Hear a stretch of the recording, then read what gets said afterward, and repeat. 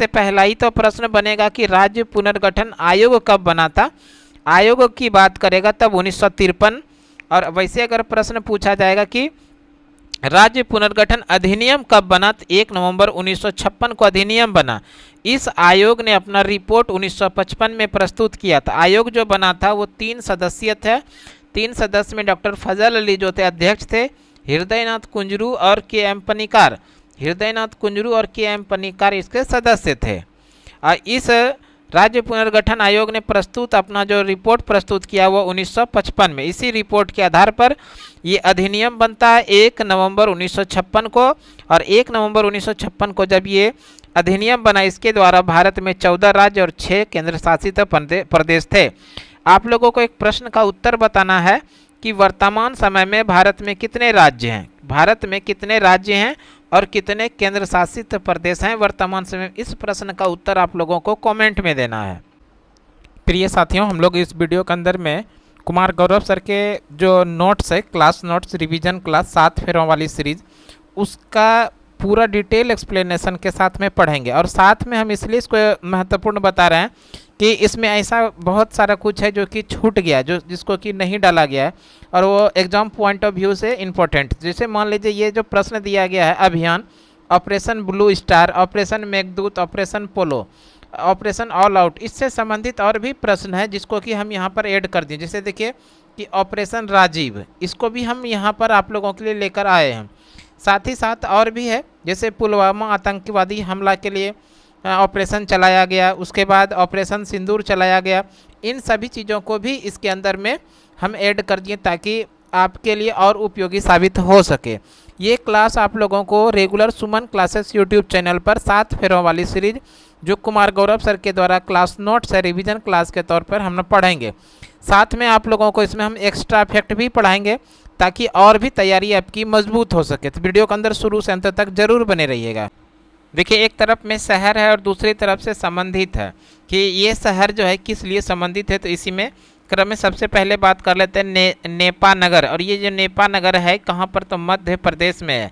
Nipah नगर क्यों famous है? अखबारी कागज के लिए फेमस है नेपा नगर, जो मध्य प्रदेश में स्थित है। तो यहाँ से सीधा प्रश्न पूछा जाएगा, बताइए अखबारी कागज के लिए इनमें से कौन सा स्थान फेमस है? तो आंसर क्या करेंगे हम लोग? नेपा नगर। और ये नेपा नगर किस राज्य के अंदर में है? तो मध्य प्रदेश के अंदर। उसी तरह लौह अयस्क उद्योग के लिए सबसे अधिक महत्वपूर्ण जो है, फेमस जो है वो राउरकेला है। और ये राउरकेला किस राज्य के अंदर में है? तो ध्यान रखिएगा उड़ीसा के अंदर में है। लौह इस्पात उद्योग के लिए फेमस है राउरकेला, जो कि उड़ीसा राज्य में स्थित है। आगे है भूतापीय ऊर्जा। भूतापीय ऊर्जा की बात करें तो भूतापीय ऊर्जा से संबंधित है पूगा घाटी। और ये पूगा घाटी कहाँ पर है? लद्दाख के अंदर में। पूगा घाटी कहाँ पर है? लद्दाख में। अगर लद्दाख की बात करें तो लद्दाख को एक केंद्र शासित प्रदेश बनाया गया है। और कब? 2019 में। और इस लद्दाख के अंदर में केवल और केवल 2 ही जिला है, एक लेह है, दूसरा कारगिल है। इसको भी याद रख लीजिएगा, कारगिल। इस लद्दाख के अंदर में कितने जिला है? तो 2 जिला है, एक लेह है, दूसरा कारगिल है। और इसको केंद्र शासित प्रदेश यानी यूटी कब बनाया गया? तो ये 2019 के अंदर में यूटी बनाया गया है। और इसी लद्दाख के अंदर में एक घाटी है जिसका नाम है पूगा घाटी, जो कि भूतापीय ऊर्जा के लिए फेमस है। आगे है हीरे तराशना। हीरे तराशने के लिए फेमस जो स्थान है वो है सूरत, जो कि गुजरात का एक बहुत बड़ा व्यापारिक केंद्र भी है सूरत। और इस सूरत जो फेमस है वो हीरा तराशने की कला के लिए फेमस है सूरत, जो कि गुजरात में स्थित है। अब भारत में बैंक नोट प्रिंटिंग प्रेस केंद्र। भारत में जो बैंक नोट प्रिंटिंग प्रेस केंद्र है वो कहाँ कहाँ पर? सबसे पहला ध्यान रखिएगा देवास।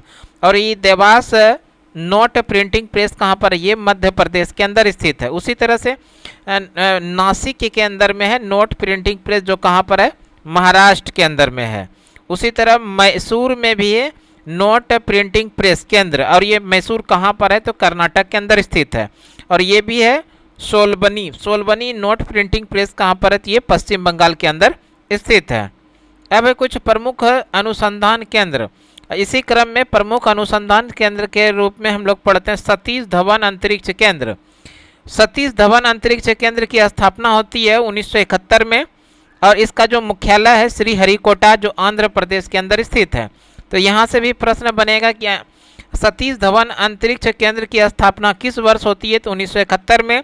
और इसका मुख्यालय कहाँ? मुख्यालय है आंध्र प्रदेश के श्रीहरिकोटा में। अब है विक्रम साराभाई अंतरिक्ष केंद्र। विक्रम साराभाई अंतरिक्ष केंद्र की स्थापना होती है 21 नवंबर 1963 को। ध्यान रखिएगा, विक्रम साराभाई अंतरिक्ष केंद्र की स्थापना कब होती है? 21 नवंबर 1963 को। इसका मुख्यालय कहाँ पर है? तो इसका मुख्यालय तिरुवनंतपुरम, और तिरुवनंतपुरम केरल के अंदर में है। तो इसको ध्यान रखिएगा, विक्रम साराभाई अंतरिक्ष केंद्र की स्थापना 21 नवंबर 1963 को। इसका मुख्यालय तिरुवनंतपुरम के अंदर स्थित है। अब है भारतीय अंतरिक्ष अनुसंधान संगठन, जिसको इसरो के नाम से जाना जाता है, यानी Indian space research organisation. ISRO, Indian space research organisation, यानी भारतीय अंतरिक्ष अनुसंधान केंद्र, जिसकी स्थापना होती है 15 अगस्त 1969 को। 15 अगस्त 1969 को भारतीय अंतरिक्ष अनुसंधान संगठन की स्थापना होता है, जिसका मुख्यालय बेंगलुरु कर्नाटक के अंदर स्थित है। और इसके संस्थापक जो थे वो थे डॉक्टर विक्रम साराभाई। तो इस तरह से ये बेहद इंपॉर्टेंट है, जरूर ध्यान रखिएगा। भारतीय अंतरिक्ष अनुसंधान संगठन इसरो की स्थापना कब होती है? 15 अगस्त 1969 को। इसका मुख्यालय कहाँ पर है? बेंगलुरु के अंदर है। इसके संस्थापक कौन थे? संस्थापक थे डॉक्टर विक्रम साराभाई। अब है कुछ प्रमुख अभियान। इसी क्रम में, प्रमुख अभियान के क्रम में सबसे पहले हम लोग देख लेते हैं ऑपरेशन ब्लू स्टार। अगर बात करते हैं ऑपरेशन ब्लू स्टार का, तो ऑपरेशन ब्लू स्टार जो चलाया गया था, इससे संबंधित जो सवाल बनेगा उसको कवर कर रहे हैं। सबसे पहले बात कर लेते हैं ऑपरेशन ब्लू स्टार जो चलाया गया था, वो 1984 में चलाया गया था। और ये जो अमृतसर का स्वर्ण मंदिर है, और साथ ही साथ इसी अमृतसर में हरमिंदर साहब है में से आतंकवादियों को निकालने के लिए, यानी कि ऑपरेशन ब्लू स्टार कब चलाया गया? 1984 में। और क्यों चलाया गया था? स्वर्ण मंदिर और हरमिंदर साहब जो कि अमृतसर का मंदिर है, दोनों इस मंदिर से आतंकवादियों को यहाँ से निकालने के लिए ऑपरेशन ब्लू स्टार चलाया गया था, जो कि 1984 में चलाया गया था। उसी तरह ऑपरेशन मेघदूत, ऑपरेशन मेघदूत के बारे में बात करें तो ऑपरेशन मेघदूत भी 1984 में ही चलाया गया था। और ये ऑपरेशन 1984 में जो चलाया गया था ऑपरेशन मेघदूत, इसमें सियाचिन ग्लेशियर, नुब्रा घाटी जो लद्दाख पर कब्जा था, उसको एक सैन्य ऑपरेशन के द्वारा इसको यहाँ से स्वतंत्र किया गया था। ऑपरेशन मेघदूत से संबंधित था ये। और ऑपरेशन मेघदूत के बारे में देखिए, यहाँ पर हम आप लोगों को डिटेल बता रहे हैं। तो सबसे पहले तो ध्यान रखिएगा, ऑपरेशन मेघदूत जो चलाया गया वो 1984 में सियाचिन पर नियंत्रित स्थापित करना था। इसी उद्देश्य से ऑपरेशन मेघदूत भारतीय सैनिकों के द्वारा चलाया गया था। यानी भारतीय सेना ने ऑपरेशन मेघदूत के द्वारा पाकिस्तान के ऑपरेशन अबाबिल को विफल किया था। यानी कि पाकिस्तान के तरफ से जो ऑपरेशन चलाया जा रहा था वो अबाबिल चलाया जा रहा था, जिसको कि भारतीय सेना के द्वारा ऑपरेशन मेघदूत चला करके इसको विफल किया था। उसके बाद ऑपरेशन मेघदूत के बाद भारतीय सेना ने सियाचिन ग्लेशियर के 76 किलोमीटर यानी कि 253 वर्ग किलोमीटर क्षेत्र पर नियंत्रण स्थापित किया था। यहाँ से भी प्रश्न बनेगा कि भारतीय सेना के द्वारा सियाचिन ग्लेशियर के 76 किलोमीटर, और अगर ऐसे बात करेगा तो 2553 वर्ग किलोमीटर क्षेत्र पर नियंत्रण स्थापित किया था। वो किस ऑपरेशन के द्वारा? तो ऑपरेशन मेघदूत के द्वारा। और पाकिस्तान का कौन सा ऑपरेशन को विफल किया था? तो ऑपरेशन अबाबिल, याद रखिएगा। ऑपरेशन अबाबिल जो है वो सियाचिन ग्लेशियर से संबंधित है, जिसको कि भारतीय सेना के द्वारा ऑपरेशन मेघदूत चला करके इस ऑपरेशन अबाबिल को विफल किया था। उसी क्रम में अगर हम लोग बात कर लें ऑपरेशन राजीव, ऑपरेशन राजीव के बारे में बात करें तो ऑपरेशन राजीव जो है 1987 में चलाया गया था। इसका उद्देश्य था कायद पोस्ट पर फिर से नियंत्रित स्थापित करना, जो पाकिस्तान के कब्जे में था। यानी पाकिस्तान के कब्जे में एक क्षेत्र था जिसका नाम है कायद, और इस कायद को फिर से, इस कायद पोस्ट पर फिर से भारत का अपना नियंत्रण स्थापित करने के उद्देश्य से चलाया गया था ऑपरेशन राजीव। यह ऑपरेशन सूबेदार बाना सिंह के नेतृत्व में सफलता मिला था। इसलिए अब ये जो कायद पोस्ट था उसको बाना सिंह कायद के नाम से भी जाना गया। बाना सिंह कायद, इस क्षेत्र को बाना सिंह के नाम से भी बाद में जाना गया। तो ऑपरेशन राजीव का संबंध है वो है ऑपरेशन उद्देश्य जो था कायद पोस्ट पर भारत का फिर से एक बार नियंत्रित स्थापित करने के उद्देश्य से इसको किया गया था, ऑपरेशन राजीव। और साथ में देखिए अब है पुलवामा जो आतंकवादी हमला हुआ था, पुलवामा ये हुआ था 14 फरवरी 2019 को हुआ था, जिसके में कि जम्मू कश्मीर के नेशनल हाईवे पर सीआरपीएफ के जवानों के काफिले पर आतंकवादी हमला किया था, जिसमें से कि 40 जवान शहीद हो गए थे। ये घटना जो है भारतीय इतिहास में पुलवामा आतंकवादी हमला से संबंधित है, जो कि 14 फरवरी 2019 को हुआ था। इसलिए प्रत्येक वर्ष 14 फरवरी को ब्लैक डे के रूप में मनाया जाता है। इसको भी याद रखिएगा, 14 फरवरी को किस रूप में मनाया जाता है, ब्लैक डे।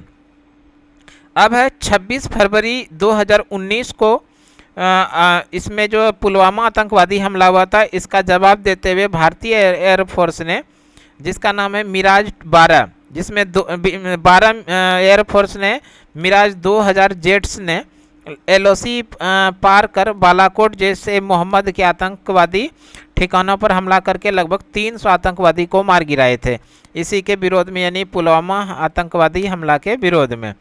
अब है ऑपरेशन सिंदूर, जो कि अभी आप लोगों के एग्जाम पॉइंट ऑफ व्यू से बेहद इंपॉर्टेंट है।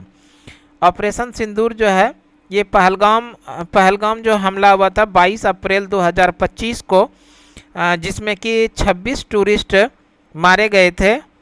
और इसी का बदला लेने के लिए भारत सरकार के द्वारा कई प्रमुख फैसला लिया गया, जिसके लिए कि सिंधु जल समझौता भी स्थगित किया गया। थोड़ा सा अगर हम लोग बात कर लेते हैं सिंधु जल समझौता के बारे में। सिंधु जल समझौता हुआ था 1966 में इंडिया और पाकिस्तान के बीच में, भारत और पाकिस्तान के बीच में हुआ था सिंधु जल समझौता। इसमें जो सहयोग किया था विश्व बैंक ने किया था। विश्व बैंक के सहयोग से ही भारत और पाकिस्तान के बीच में सिंधु जल समझौता 1966 में हुआ था। और इस पहलगाम हमला के बाद भारत सरकार के द्वारा इस सिंधु जल समझौता को स्थगित कर दिया गया है। ये सिंधु जल समझौता हुआ कब था, तो 1966 में भारत और पाकिस्तान के बीच में हुआ था। और ऑपरेशन सिंदूर के बारे में बात करते हैं तो ऑपरेशन सिंदूर जो है 7 मई 2025 को पाकिस्तान के 9 आतंकवादी शिविर को ध्वस्त कर दिया गया था इस ऑपरेशन सिंदूर के द्वारा। और भी कुछ सवाल है जो कि इसमें है, उसको हम लोग कवर करते हैं आगे। जो कि इसमें सर का जो दिया गया है क्लास नोट्स, उसमें ऑपरेशन जैसे पोलो है, ये सारा नहीं था ऑपरेशन, इसलिए हम एक्स्ट्रा आप लोगों को दिए। ऑपरेशन पोलो की बात करें तो ऑपरेशन पोलो 1948 में चलाया गया था और इसके तहत हैदराबाद रियासत को भारत का हिस्सा बनाया गया। हैदराबाद का जो रियासत है, इसको ज़बरदस्ती यहाँ के शासक को ऑपरेशन पोलो के द्वारा भारत में मिला लिया गया था। ऑपरेशन ऑल आउट जो कि 2017 में हुआ था, जिसमें जम्मू कश्मीर से आतंकवादियों को बाहर निकालने के लिए चलाया गया था। ऑपरेशन ऑल आउट कब चलाया गया, 2017 में, और क्यों चलाया गया था? जम्मू कश्मीर से आतंकवादियों को बाहर निकालने के लिए ऑपरेशन ऑल आउट चलाया गया कब, 2017 के अंदर में। उसी तरह से ऑपरेशन ब्रह्मा की बारे में बात करें तो ऑपरेशन ब्रह्मा जो है 2025 में चलाया गया था और ये म्यांमार और थाईलैंड में 28 मार्च 2025 को आए विनाशकारी भूकंप के बाद भारत सरकार ने म्यांमार को सहायता प्रदान करने के लिए ऑपरेशन ब्रह्मा शुरू किया। यानी ऑपरेशन ब्रह्मा जो हुआ वो 2025 में हुआ था। 28 मार्च 2025 में म्यांमार और थाईलैंड में एक विनाशकारी भूकंप आया था और इस विनाशकारी भूकंप के बाद क्षतिपूर्ति के लिए भारत सरकार ने म्यांमार को सहायता प्रदान किया था और यही सहायता जो प्रदान किया था किस ऑपरेशन के द्वारा, तो ऑपरेशन ब्रह्मा के द्वारा। तो ध्यान रखिएगा ऑपरेशन ब्रह्मा का संबंध भारत और किस देश के साथ है, म्यांमार और थाईलैंड के साथ है। अब कुछ सवाल है, ये जो सवाल है ये साइंस का सवाल है। अम्ल और क्षार, अम्ल का स्वाद खट्टा और क्षार का स्वाद कड़वा होता है। अम्ल का स्वाद किस प्रकार का है? अम्ल का स्वाद जो है वो खट्टा होता है, क्षार का जो स्वाद है वो कड़वा होता है। अम्ल जो है नीले लिटमस को लाल, जबकि क्षार जो है लाल लिटमस को नीला कर देता है। ये प्रश्न है। अगर हम लोग बात कर लेते हैं, इसको आप शॉर्ट ट्रिक में याद रख सकते हैं, अनीला। क्या याद रख सकते हैं? अनीला। अनीला से देखिए क्या बना, अम्ल है, ये अम्ल, अ से बन गया आपका अम्ल, और नी जो है ये नीला लिटमस पत्र क्या कर देगा, लाल कर देगा। तो इस तरह से इसको याद रख सकते हैं आप लोग। अनीला, अम्ल क्या करता है, नीले लिटमस पत्र को लाल कर देता है। देखिए इसमें दिया गया नीले लिटमस पत्र को लाल कर देता है कौन, तो अम्ल। उसी तरह याद रखना है हम लोगों को छालनी। छालनी, ये जो छालीनी, इससे इसको इसमें शॉर्ट ट्रिक क्या बनेगा, ये जो छ है ये छ से हो जाएगा छार। क्या हो जाएगा इससे, ये जो छार है, ये छार क्या करता है, तो छार करेगा लाल लिटमस पत्र नीला कर देगा। लाल को क्या कर देता है, नीला कर देता है। तो इसको आप लोग जरूर याद रखिएगा। एक है अनीला जिसमें कि अम्ल नीले लिटमस पत्र को लाल कर देगा, दूसरा है छालनी जिसमें कि छार जो है लाल लिटमस पत्र को नीला करेगा। इस तरह से इसको भी आप लोग याद रख सकते हैं। अब आगे है पीएच पैमाना, यानी 7 से कम। सबसे पहले इसमें पीएच पैमाना की बात करें ले, इसका खोज सोरेनसन ने किया है। पीएच स्केल का खोज किसने किया है, सोरेनसन ने पीएच स्केल का खोज किया है। और पीएच पैमाना के 7 से जो कम होगा, यानी जिसका पीएच मान वैल्यू 7 से कम है वो अम्लीय है, और जिसका पीएच वैल्यू 7 से अधिक है वो क्षारीय है। तो यहाँ से भी प्रश्न बनेगा, जिस वस्तु का पीएच वैल्यू 7 से कम है वो अम्लीय है, और जिस वस्तु का पीएच मान 7 से अधिक है वो क्षारीय है।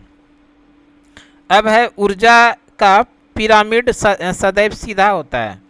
ऊर्जा का जो पिरामिड होता है वो सदैव क्या होता है, सीधा होता है। आगे है पेड़ पौधे उत्पादक वो स्वपोषी हैं। पेड़ पौधे क्या हैं, उत्पादक हैं और स्वपोषी हैं, जबकि जंतु जीव जो हैं वो परपोषी और उपभोक्ता हैं। आगे जैव विविधता संरक्षण अधिनियम 2002 में पारित हुआ। जैव विविधता संरक्षण अधिनियम कब पारित हुआ है, तो 2002 में जैव विविधता संरक्षण अधिनियम पारित हुआ है। अब है कुछ प्रमुख रसायन के सामान्य नाम, जैसे सोडियम बाइकार्बोनेट के बारे में बात करें। सोडियम बाइकार्बोनेट का रासायनिक नाम है बेकिंग सोडा, नहीं बेकिंग सोडा का रासायनिक नाम है सोडियम बाइकार्बोनेट। अगर सूत्र के बारे में बात करें तो NaHCO3 होता है। उसी तरह सोडियम कार्बोनेट की बात करें तो यह है वाशिंग सोडा। वाशिंग सोडा का जो सूत्र होता है Na2CO3 होता है, ये वाशिंग सोडा का सूत्र अनुसूत्र होता है। उसी तरह नाइट्रस ऑक्साइड के बारे में बात करें तो इस नाइट्रस ऑक्साइड को लाफिंग गैस के नाम से भी जानते हैं, और जिसका कि सूत्र होता है N2O। लाफिंग गैस किसको कहा जाता है, तो नाइट्रस ऑक्साइड को लाफिंग गैस के नाम से जानते हैं। सूत्र क्या था, N2O को। उसी तरह कैल्शियम सल्फेट, कैल्शियम सल्फेट जो है वो है प्लास्टर ऑफ पेरिस, या इसी को बोलते हैं हम लोग हेमीहाइड्रेट। कैल्शियम सल्फेट हेमीहाइड्रेट ये क्या है, प्लास्टर ऑफ पेरिस है। और प्लास्टर ऑफ पेरिस के बारे में बात करें तो इसका जो सूत्र होता है CaSO4 होता है इंटू 2H2O होता है। थोड़ा ध्यान रखिएगा, ये जो शर्करा है, शर्करा ग्लूकोज को मस्तिष्क का शर्करा कहा जाता है। ग्लूकोज को किसका शर्करा, वो है मस्तिष्क का शर्करा कहा जाता है। उसी तरह ग्लूकोज को रक्त का शर्करा कहा जाता है। लैक्टोज को दूध की शर्करा कहा जाता है, और है फ्रक्टोज को फलों की शर्करा और शहद की शर्करा कहा जाता है। फ्रक्टोज को फलों की शर्करा और साथ ही साथ शहद की शर्करा कहा जाता है। ग्लूकोज को अंगूर की शर्करा कहा जाता है। अब है राज्य पुनर्गठन आयोग जो 1953 में बना था। राज्य पुनर्गठन आयोग जो बना था वो 1953 में बना था, और इसके जो अध्यक्ष बने थे डॉक्टर फजल अली की अध्यक्षता में राज्य पुनर्गठन आयोग की स्थापना की गई थी। ये गठन हुआ था, राज्य पुनर्गठन आयोग 1953 में बना था। अध्यक्ष थे फजल अली, और इसके अलावे हृदयनाथ कुंजरू भी इसमें शामिल थे। हृदयनाथ कुंजरू जरूर याद रखिएगा, हृदयनाथ कुंजरू इसमें शामिल कौन कौन थे, हृदयनाथ कुंजरू थे और KM पन्नीकार थे। KM पन्नीकार, इसको भी याद रखिएगा, सदस्य के रूप में हृदयनाथ कुंजरू और KM पन्नीकार थे, और फजल अली इसके अध्यक्ष थे। राज्य पुनर्गठन आयोग बना था 1953 में।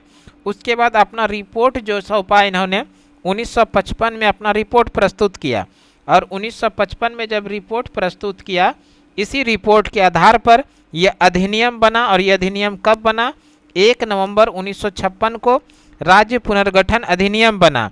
और इस राज्य पुनर्गठन अधिनियम जो बना, इसके तहत भारत में 14 राज्य और 6 केंद्र शासित प्रदेश थे। इसी राज्य पुनर्गठन आयोग के द्वारा भारत में 14 राज्य और 6 केंद्र शासित प्रदेश थे। और इस राज्य पुनर्गठन जो बनाया गया, इसका आधार रखा गया भाषा। इसका क्या आधार रखा गया? भाषा रखा गया। और इस भाषा के आधार पर गठित होने वाला पहला राज्य जो बना वो आंध्र प्रदेश बना। तो यहाँ पर कई प्रश्न पूछा जाएगा, बनेगा। सबसे पहला ही तो प्रश्न बनेगा कि राज्य पुनर्गठन आयोग कब बना था। आयोग की बात करेगा तब 1953। और वैसे अगर प्रश्न पूछा जाएगा कि राज्य पुनर्गठन अधिनियम कब बना, तो 1 नवंबर 1956 को अधिनियम बना। इस आयोग ने अपना रिपोर्ट 1955 में प्रस्तुत किया था। आयोग जो बना था वो 3 सदस्यीय थे। 3 सदस्य में डॉक्टर फजल अली जो थे अध्यक्ष थे, हृदयनाथ कुंजरू और के एम पनिकार। हृदयनाथ कुंजरू और के एम पनिकार इसके सदस्य थे। और इस राज्य पुनर्गठन आयोग ने प्रस्तुत अपना जो रिपोर्ट प्रस्तुत किया वो 1955 में। इसी रिपोर्ट के आधार पर ये अधिनियम बनता है 1 नवंबर 1956 को। और 1 नवंबर 1956 को जब ये अधिनियम बना, इसके द्वारा भारत में 14 राज्य और 6 केंद्र शासित प्रदेश थे। आप लोगों को एक प्रश्न का उत्तर बताना है कि वर्तमान समय में भारत में कितने राज्य हैं। भारत में कितने राज्य हैं और कितने केंद्र शासित प्रदेश हैं वर्तमान समय में। इस प्रश्न का उत्तर आप लोगों को कमेंट में देना है। साथ ही ध्यान रखिएगा भाषा के आधार पर गठित होने वाला पहला राज्य जो था वो आंध्र प्रदेश बना। अब है भौतिक स्थल आकृतियों का स्थल से भौतिक स्थल आकृतियों का उत्तर से दक्षिण का सही क्रम।